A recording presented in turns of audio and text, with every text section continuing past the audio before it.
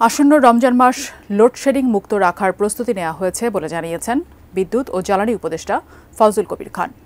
সেই সাথে আপাতত বিদ্যুতের দাম বাড়ছে না বলেও জানিয়েছেন তিনি। বিকেলে বিদ্যুৎ ভবনে এক অনুষ্ঠানে এমনটা জানান তিনি। রেজওয়ান ফাজির রিপোর্টে বিস্তারিত। বুধবার দুপুরে বিদ্যুৎ ভবনে রমজান মাসে বিদ্যুৎ ও জ্বালানি সরবরাহের সার্বিক বিষয়ে আন্তঃমন্ত্রণালয় সভায় সভাপতিত্ব করেন মন্ত্রণালয়ের উপদেষ্টা ফজলুল কবির খান। লোডশেডিং কিন্তু প্রথমে ঢাকা শহরেও, গ্রামাঞ্চলকে কোনোভাবে ডিসক্রিমিনেট করা হবে না। সভা শেষে তিনি সাংবাদিকদের জানান, আসন্ন রমজান মাসে যেন লোডশেডিং না হয় এর প্রস্তুতি নেওয়া হয়েছে। চেষ্টা করব রোজার মাসে সম্পূর্ণভাবে লোডশেডিং মুক্ত রাখতে। তো এখানে লোডশেডিং মুক্ত মানে কিন্তু যে এমন না যে কোথাও কোনো বিদ্যুৎ বিভ্রাট হবে না, কারণ বিদ্যুৎ বিভ্রাট নানা কারণে হয়। কোনো একটা ডিস্ট্রিবিউশন লাইনের সমস্যার জন্য হয়।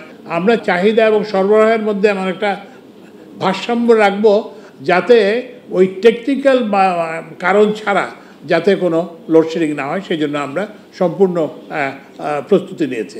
মাঠের অলরাউন্ডার আমি, আর ঘরের allrounder Tylox. Tylox toilet cleaner, clean মানেই টাইলক্স। রমজান ও গ্রীষ্মকালে বিদ্যুৎ সরবরাহ ঠিক রাখতে সবাইকে বিদ্যুৎ ব্যবহারে মিতব্যয়ী হবার পরামর্শ দিয়েছেন তিনি। বিশেষ করে এসি ব্যবহারে আরও সচেতন হবার আহ্বান জ্বালানি উপদেষ্টার। এসিতে একটা থার্মোস্ট্যাট থাকে, তা আপনি এটা 18 সেট করতে পারেন, আবার 24-25-ও কিন্তু আপনাকে 25-26-ও আপনাকে একটা সহনীয় মাত্রা, মানে একটা ভালো থাকতে পারবে।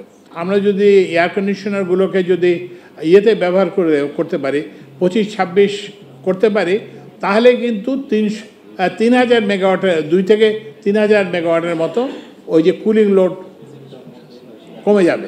রোজার মাসে বেশি রাত পর্যন্ত অকারণে দোকান খোলা রাখা বা আলোকসজ্জা নিরুৎসাহিত করলেও দোকান বন্ধের কোনো নির্দিষ্ট সময় থাকছে না বলেও জানান তিনি। বিনা কারণে যাতে দোকান খোলা না রাখেন এবং বিনা কারণে যাতে আলোকসজ্জা না করেন। এ সময় জ্বালানি উপদেষ্টা জানান, আপাতত বিদ্যুতের দাম বাড়ানোর কোনো পরিকল্পনা সরকারের নেই। আমাদের উপর অনেক প্রেশার থাকা সত্ত্বেও কিন্তু আমরা দাম বাড়াই নাই। আমরা ব্যয় সংকোচন করে এটা করার চেষ্টা করতেছি। ইমিডিয়েটলি আমাদের বিদ্যুতের দাম বাড়ানোর কোনো পরিকল্পনা নেই। রেজওয়ান ফয়েজ, এটি নিউজ, ঢাকা।